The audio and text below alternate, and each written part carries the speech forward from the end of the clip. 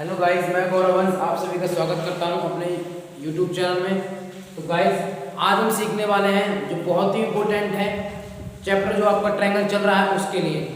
क्या है, आज हम जो सॉल्व करने वाले हैं वो थ्योरम है, ये प्रमेय। थ्योरम का नाम है बेसिक प्रोपोर्शनैलिटी थ्योरम, जिसे 6.1 कहा गया है चैप्टर में। आपके चैप्टर में जिसे 6.1 का नाम दिया गया है, उस थ्योरम का नाम है बेसिक प्रोपोर्शनैलिटी थ्योरम, यानी कि आधारभूत समानुपातिक प्रमेय। अब ये होती क्या है, किस प्रकार से प्रूफ होती है, ये हम इस चैप्टर में पढ़ेंगे। ठीक है दोस्तों, तो थ्योरम क्या कहते हैं वो देख लेते हैं।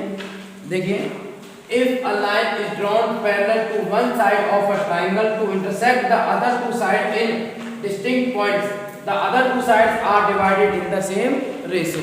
तो ये थ्योरम है हमारी। अब मैं आपके सामने हिंदी में ट्रांसलेट कर देता हूँ कि क्या अभी ट्रायंगल है। ट्रांसलेट जब करूंगा पहले आप इसको पूरा एक्सप्लेन देख लीजिए विद फिगर, तब उसके बाद हम इसको एक्सप्लेन करेंगे, जिससे आपको समझने में आसानी हो और हमें समझाने में आसानी हो। ठीक है, एक ट्रायंगल गिवन है, हमें क्या गिवन है, एक ट्रायंगल गिवन है। फिर उस ट्रायंगल में क्या है, पैरेलल लाइन डाली गई है। क्या डाली गई है, एक पैरेलल लाइन। अब वो पैरेलल लाइन किस प्रकार से डाली जा रही है वो भी देखिए। सबसे पहले हम अपना ट्रायंगल ड्रॉ करेंगे। तो दोस्तों, ये हमारा क्या हो जाएगा, ट्रायंगल ड्रॉ हो गया। ठीक है, तो अब क्या क्या कहा है, if a line is drawn parallel to one side of a triangle, किसी त्रिभुज में, किसी ट्रायंगल में एक भुजा के समांतर, एक भुजा के समांतर एक लाइन खींची जा रही है, यानी कि इस लाइन के पैरेलल एक लाइन खींची जा रही है। ये इस लाइन की क्या होगी दोस्तों, ये लाइन पैरेलल लाइन हो गई, यानी कि ए बी सी, जिसमें क्या है, जो हमारे पास इसको नाम देंगे एम और एन का नाम दे दीजिए। यानी कि मेरे कहने का मतलब ये है, जो एम एन लाइन है वो पैरेलल है किसके, बी सी के।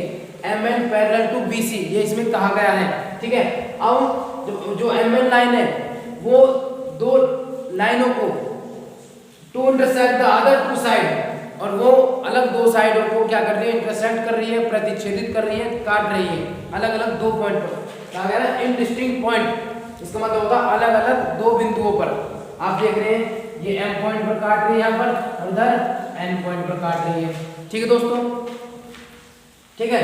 तो the other two side are divided in the ratio, जो इसके अलावा दो साइड है जिनको जहां पर वो काट रही है, ठीक है, तो ये बताना कि वो हमें दो इक्वल रेशो में वो डिवाइडेड हो रही है, बट रही है, उनका विभाजित हो रहा है। ठीक है, तो दोस्तों बहुत ही आसान क्वेश्चन है, बहुत अच्छी तरीके से कोशिश करूंगा समझाने की। उम्मीद है आप हमारे वीडियो को अंत तक देखेंगे। ठीक है, तो ट्रायंगल चैप्टर को लेकर इसमें जो सबसे मेन 3 पॉइंट होते हैं, स्टार्टिंग पॉइंट, जो सॉल्यूशन से भी पहले होते हैं, सॉल्यूशन करने से भी पहले होते हैं। सबसे पहला पॉइंट होता है गिवन, कि हमें क्वेश्चन में क्या क्या गिवन है, सबसे पहला आप वो लिखिए। फिर उसके बाद होता है प्रूफ, हमें प्रूफ क्या करना है, क्या सिद्ध करना है वो लिखिए।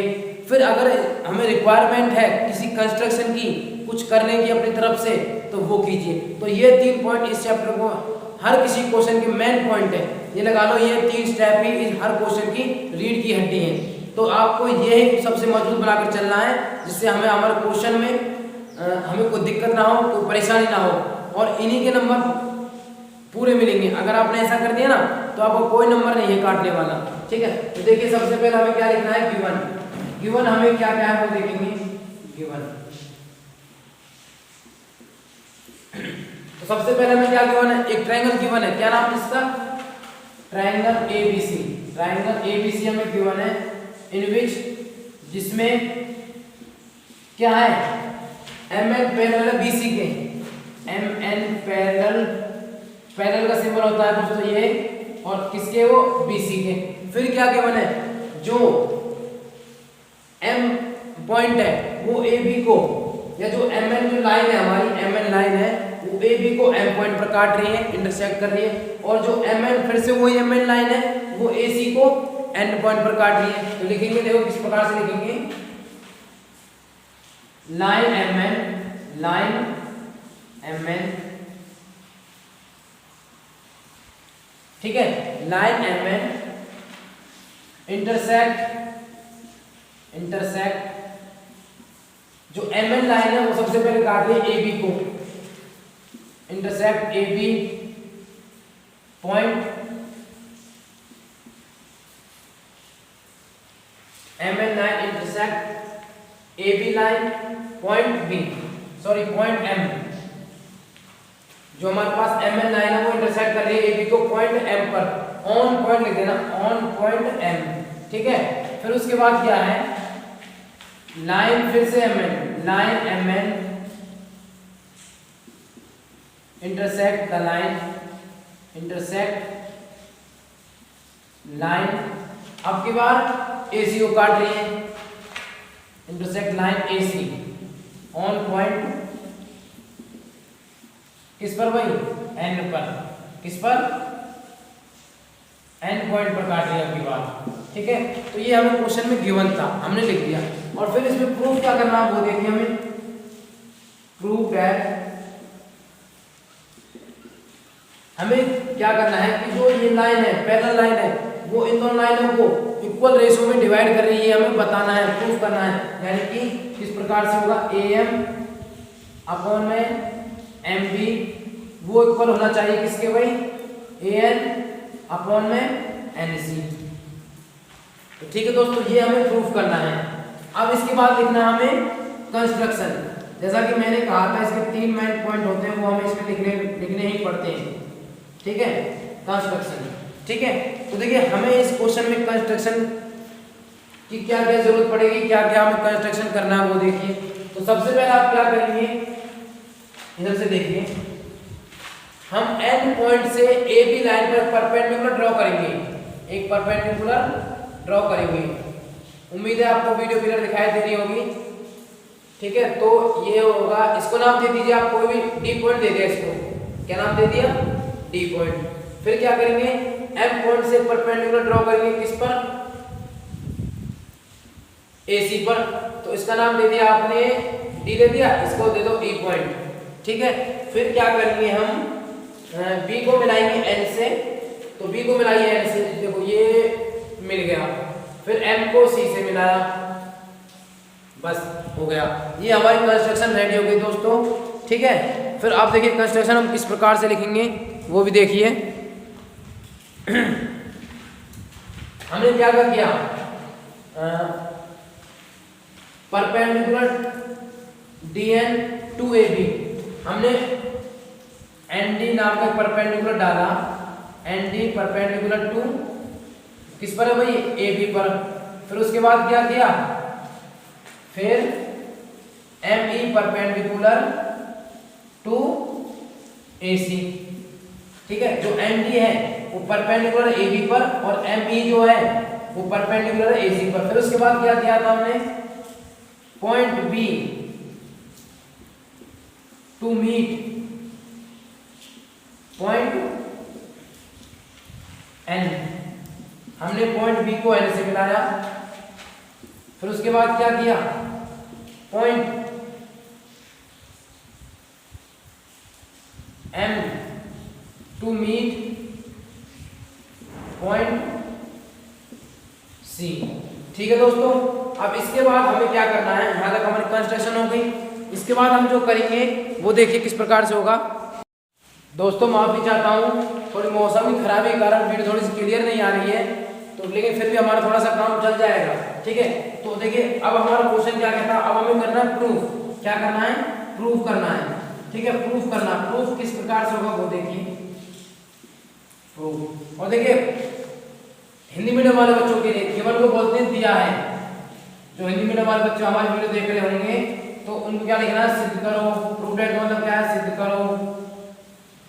और कंस्ट्रक्शन मतलब होता है रचना, ठीक है। और यहाँ प्रूफ का मतलब होता है उत्पत्ति, उत्पत्ति, ठीक है। ये होता है इसका मतलब, ये हमें प्रूफ करना है, ठीक है। और बाकी जो लाइन तो है नॉर्मल लाइन है, इसमें कुछ ऐसी खास बात है नहीं जो हिंदी में भी बतानी पड़े, ठीक है। वो नॉर्मल सा पॉइंट है, उसको उससे मिलाया, उसको इससे परपेंडिकुलर ड्रॉ किया। अब आते हैं प्रूफ पर, लेकिन प्रूफ से पहले हमें इसमें एक बात और जानने की जरूरत है कि अगर मैं आपसे जानना चाहूँ कि एरिया ऑफ ट्रायंगल क्या होता है। उम्मीद है सभी बच्चों को पता होगा एरिया ऑफ ट्रायंगल क्या होता है, आप बचपन से पढ़ते आ रहे हैं। 5th 6th 7th 8th 9th सभी में आता है एरिया ऑफ ट्रायंगल। इधर मैं बता देता हूँ, जो हमारा एरिया ऑफ ट्रायंगल होता है वो होता है 1/2 इंटू बेस इंटू हाइट। ये बहुत इंपॉर्टेंट है इस क्वेश्चन के लिए, ठीक है। अब देखिए अगर अब मैं बात करता हूँ इसी ट्रायंगल को लेकर, ट्रायंगल ए एम और एन, ट्रायंगल ए एम और एन को लेकर, तो इसका एरिया हम दो तरीके से निकाल सकते हैं। कैसे? जब हम बेस एक बार ए एम को मानते हैं, एक बार बेस अगर हम ए एम को मान लेते हैं तो इन दोनों तरीकों से निकल जाएगा, क्योंकि हमारे पास दो परपेंडिकुलर है इसमें, इसलिए मैं बोल रहा हूँ। एक परपेंडिकुलर हो गया, परपेंडिकुलर का मतलब ही हाइट होता है, ठीक है दोस्तों। परपेंडिकुलर का मतलब क्या होता है? हाइट ही होता है, क्योंकि मैंने वहां पर हाइट लिखी है ना, इसलिए बोल रहा हूँ, ठीक है। तो अगर हम बेस माने ए एम को लेकर तो हमारे पास हाइट क्या होगी कि बेस पर कौन सा परपेंडिकुलर ड्रॉ है? डी एन, तो हमारे पास हाइट क्या होगी? D N. अगर हम बेस माने ए ई को लेकर तो हमारे पास हाइट क्या होगी? M E. ये मेन पॉइंट है इसमें, ठीक है ना। तो यदि मैं बात करूं area of triangle, area of triangle कौन सा? A M N, A M N, ठीक है। तो क्या होगा? 1/2 बेस कितना हमारा इसमें?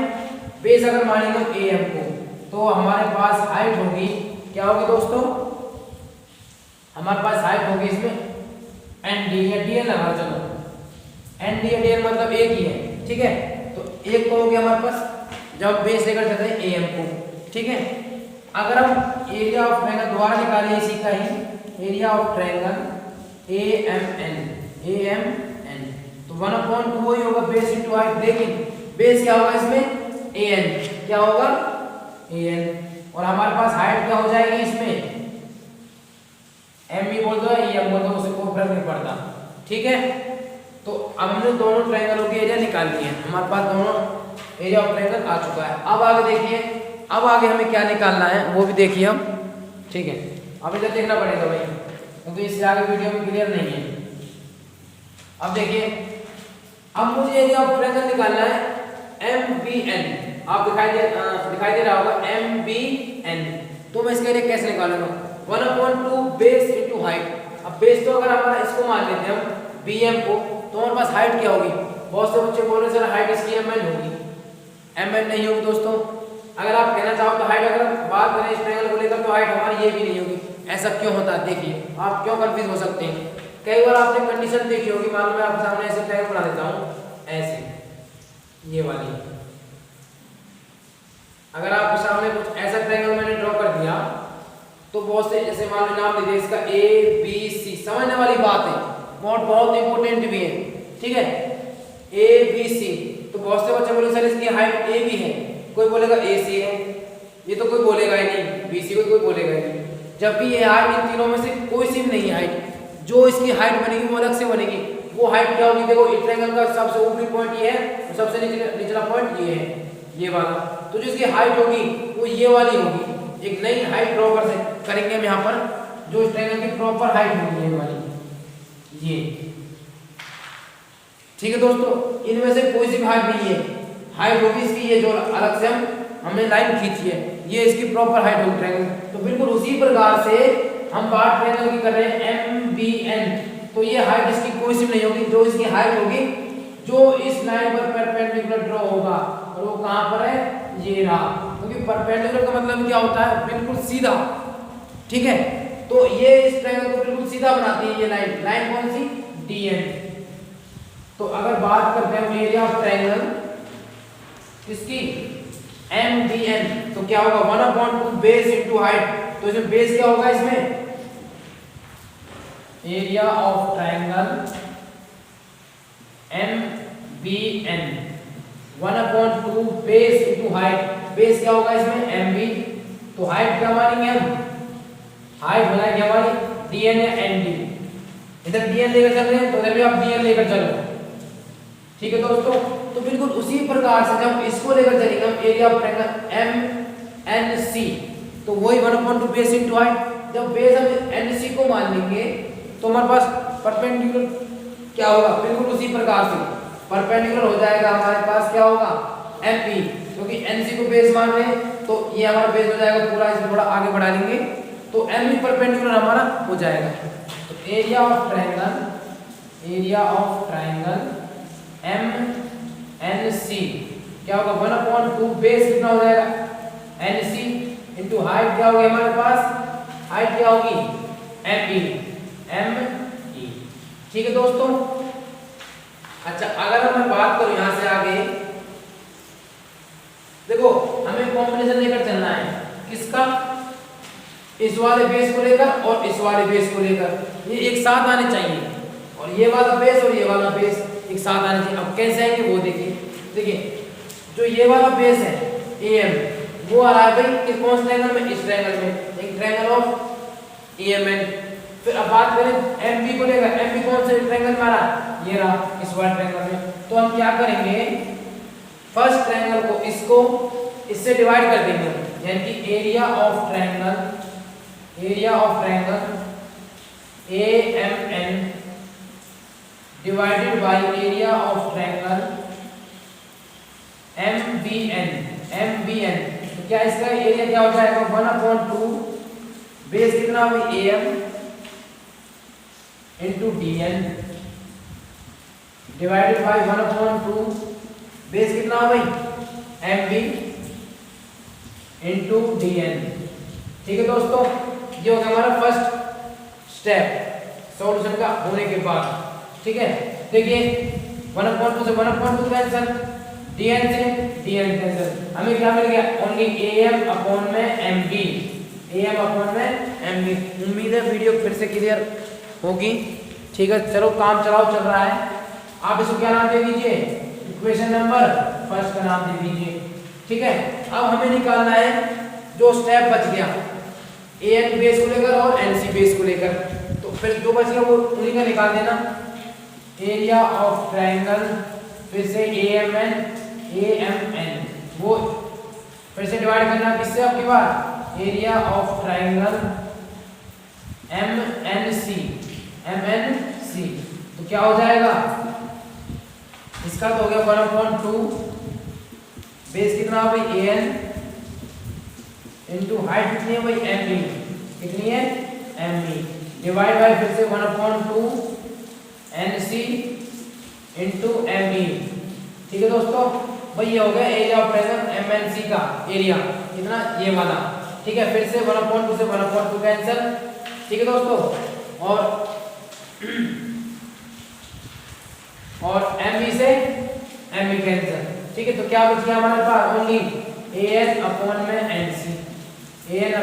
NC equation. अब देखिए अब आप ये सोच रहे होंगे सर ये तो आ गया AM/MB = AN/NC ये तो हमारे पास आ गया अभी नहीं आया दोस्तों क्योंकि जब तक हमारे पास ये बात इक्वल नहीं होगी तब तक हम इसको इक्वल कैसे लिख सकते हैं भाई। बहुत से बच्चे क्या कहेंगे from equation first and second भाई ये बात इसके इक्वल है ये बात इसके इक्वल है तो ये भी आपस में इक्वल नहीं होगी जब तक यही बात इक्वल नहीं है तब तक क्योंकि देखो AMN ठीक है MBN और ये क्या है MNC तो पहले हमें इसको इक्वल करना पड़ेगा। जब जो है दोनों इक्वल हो जाएंगे तो कहने का मतलब ये है जो इनका रिजल्ट में होगा फिर वो भी इक्वल हो जाएगा। जब तक क्वेश्चन इक्वल नहीं है तो रिजल्ट कहां से इक्वल हो जाएगा। तो देखिए MBN और MNC को देखिए MBN और MNC ये कैसे इक्वल होंगे। आपने 9th क्लास में थ्योरम पढ़ी होगी जब कोई दो ट्रायंगल दो समांतर रेखाओं के बीच में दो पैरेलल लाइनों के बीच में हो और वो दोनों एक ही बेस पर टिके हों तो उनका एरिया क्या होता है इक्वल होता है। अब आप देखिए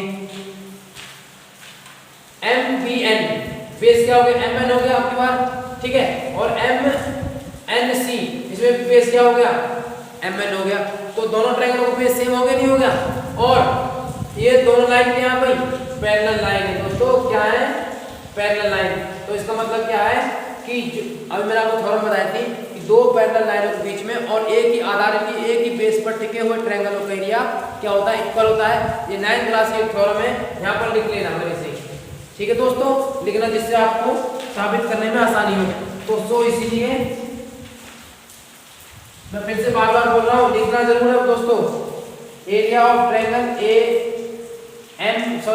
MBN वो इक्वल होगा एरिया ऑफ ट्रायंगल MNC वो क्यों होगा क्योंकि एक ही आधार और दो पैरेलल लाइनों के बीच में बने जो ट्रायंगल होंगे उनका एरिया इक्वल होगा।